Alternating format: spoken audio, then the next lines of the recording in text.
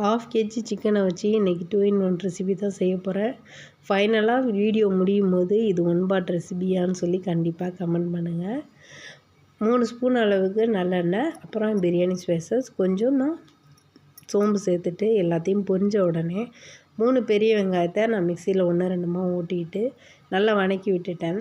இப்போ இது வதக்குனதுக்கப்புறமா கொஞ்சம் கலர் சேஞ்ச் ஆனதுக்கப்புறமா 2.5 ஸ்பூன் அளவுக்கு இஞ்சி பூண்டு பேஸ்ட்டு சேர்த்துருக்கேன். நான் 1/2 கேஜி சிக்கன் எடுத்துருக்கிறதுனால 2.5 ஸ்பூன் இஞ்சி பூண்டு பேஸ்ட்டே போதும். இது வதங்கினதுக்கப்புறமா 2 பழமான பெரிய தக்காளியை அரைச்சி சேர்த்துருங்க.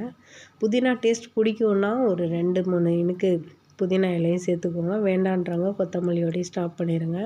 இந்த மசாலா ரொம்ப நேரம் வதங்கணுன்னு அவசியம் இல்லை. தக்காளி போட்டதுக்கப்புறமா இதில் 2 ஸ்பூன் மிளகாத்தூள், 1 ஸ்பூன் மல்லித்தூள், 1/2 ஸ்பூன் மஞ்சள் தூள் சேர்த்துக்கோங்க.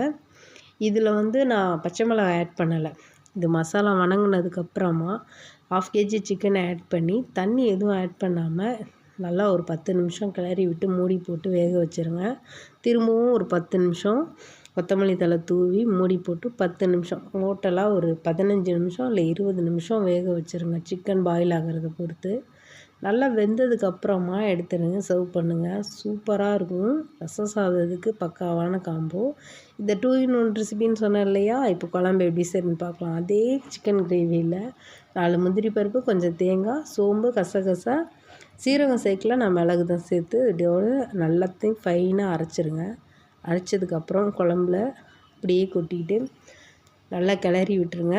ஃபுல்லாக குழம்பு நல்லா திக்காக வேணும் அப்படின்னா அரைச்சிருக்க எல்லா பேஸ்ட்டையுமே நான் இன்றைக்கி ஆட் பண்ணியிருக்கேன். நீங்களும் வேணும்னா ஆட் பண்ணிக்கோங்க. இது எல்லாத்தையுமே ஒரு டைம் கிளறி விட்டுட்டு 2 விசில் விட்டு இறக்கியிருக்கேன். ஆல்ரெடி சிக்கன் வெந்திருக்கிறதுனால ஒரு விசிலே போதும் தான். நான் 2 விசில் விட்டு இறக்கியிருக்கேன். சிக்கன் எதுவுமே உடையல. அவ்வளோதான். சுட சுட சாதம் அதோட சிக்கன் குழம்பு ஊற்றி சாப்பிட்டா செம்மையாக இருக்கும். கண்டிப்பாக ட்ரை பண்ணிவிட்டு எனக்கு கமெண்ட் பண்ணுங்கள். பாய்.